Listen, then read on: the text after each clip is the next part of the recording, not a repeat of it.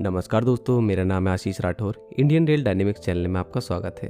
अगर आज आप मेरे चैनल पर नए आए हैं, कंटेंट पसंद आए तो सब्सक्राइब करना मत भूलिएगा। आज बात करेंगे ईस्टर्न डेडिकेटेड फ्रेट कॉरिडोर के बारे में। इससे पहले आपको बता दूं दोस्तों, ये कॉरिडोर हमारे देश के लिए कितना जरूरी है ये मैं आपको वर्ष 2018 से बताता आ रहा हूँ। काफी ज्यादा मैंने फोकस किया इन प्रोजेक्ट के ऊपर क्योंकि देश को काफी फायदा होने वाला है इस प्रोजेक्ट से।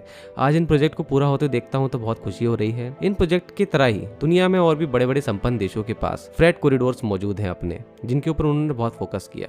यही कारण है उनका संपन्न होना इन कॉरिडोर की वजह से ही संभव हो पाया है, क्योंकि आप लोगों ने देखा होगा अमेरिका, चाइना, यहाँ पर फ्रेट की ट्रेनें कितनी लॉन्ग होती हैं, कितने लोकोमोटिव्स वो यूज करते हैं इन फ्रेट्स को चलाने में। तो ऐसे ही भारत में भी ये प्रोजेक्ट आया, देरी हो गई। वर्ष 2006 में इनकी बात शुरू हुई थी आने की। उसके बाद वर्ष 2009 तक फंडिंग की बातें ही चलती रही। वर्ष 2009, 10, 11, 12 तक भी फंडिंग जुटाने में बहुत ज्यादा कामयाबी नहीं मिल पाई। फिर वर्ल्ड बैंक और जापान की जायका और गवर्नमेंट ऑफ इंडिया ने इसको फंड करने के लिए प्लान बना लिया। उसके बाद वर्ष 2013, 14, 15, 16, 17, 18, 19, 20 तक इसमें बहुत तेजी से काम हुआ, बहुत ही ज्यादा तेजी से काम हुआ। इससे पहले तो ये पेपर में ही था वर्ष 2014 से पहले, और उसके बाद कोरोना काल में भी काम काफी तेज रहा। और आज वर्ष 2023 में वेस्टर्न डेडिकेटेड फ्रेट कॉरिडोर का 1100 किलोमीटर का सेक्शन भी कंप्लीट हो चुका है और पोर्ट्स की कनेक्टिविटी भी मिल चुकी है दिल्ली एनसीआर को। साथ में ही आज मैं बात करने वाला हूँ ईस्टर्न डेडिकेटेड फ्रेट कॉरिडोर के बारे में, जो कि पंजाब के लुधियाना के साहनेवाल से निकलकर उत्तर प्रदेश में से होते हुए,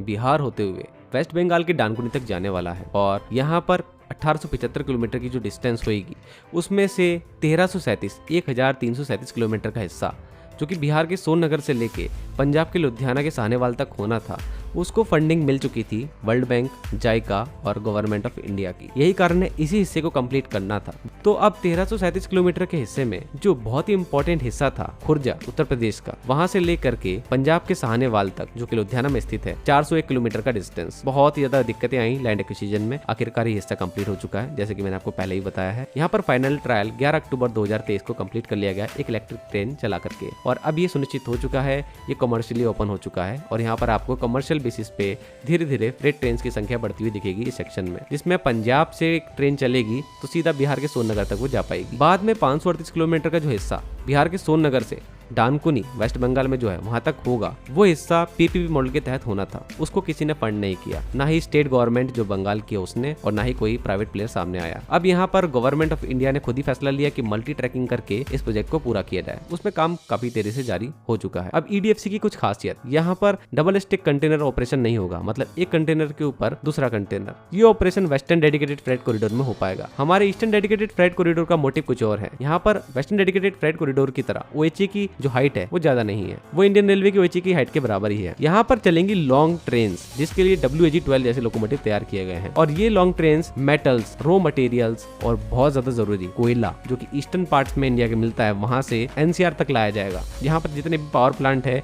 उस कोयले की मदद से ही चलते हैं। अब इसको लाने में काफी कम वक्त लगेगा, क्योंकि freight corridor freight only line होने वाली है। यहाँ पे सिर्फ फ्रेट ट्रेन ही चलेंगी, और इस लाइन के माध्यम से उत्तर प्रदेश के दालें, चावल, गेहूं, ये सब भी ढोया जा सकेगा। साथ में ही लॉजिस्टिक के क्षेत्र में बड़ी क्रांति भी आएगी और अलग अलग तरीके की स्कीम्स भी आएंगी लॉजिस्टिक्स में, जिसमें लोगों को एम्प्लॉयमेंट मिलेगा। और साथ में ही और भी लोग स्टार्टअप कर सकते हैं इन कॉरिडोर्स के साथ मिलकर। ट्रायल की जो कि खुर्जा और लुधियाना के बीच में हुआ है। इस सेक्शन में एक खासियत और है कि ये सिंगल लाइन है। ये सिंगल लाइन क्यों है? क्योंकि यहाँ पर लैंड बहुत कम था, लैंड एक्विजिशन में दिक्कत भी आई, यही कारण इसको सिंगल लाइन बनाया गया है। बाद में खुर्जा से लेकर के बिहार के सोननगर तक डबल लाइन हमारा कॉरिडोर होने वाला है। तो कुछ ये खबर आई थी हमारे ईस्टर्न डेडिकेटेड फ्रेट कॉरिडोर को लेकर के। आप काफी तेजी से बदलता देखेंगे हमारे भारत में लॉजिस्टिक का पूरा बिजनेस, क्योंकि अब फ्रेट कॉरिडोर्स की एंट्री हो चुकी है। अब इन कॉरिडोर्स के माध्यम से देश में क्या क्या हो रहा है, और साथ में ही डानकुनी वाला जो सेक्शन है उससे पोर्ट कनेक्टिविटी जो होनी है पंजाब की, वेस्ट बंगाल के, तो वो सब कुछ भी अगर जानना है तो मेरे चैनल को सब्सक्राइब कर लीजिएगा, क्योंकि इस पर हम नजर बनाए रखेंगे आगे भी। आज के लिए इतना ही। वंदे मातरम। भारत माता की जय।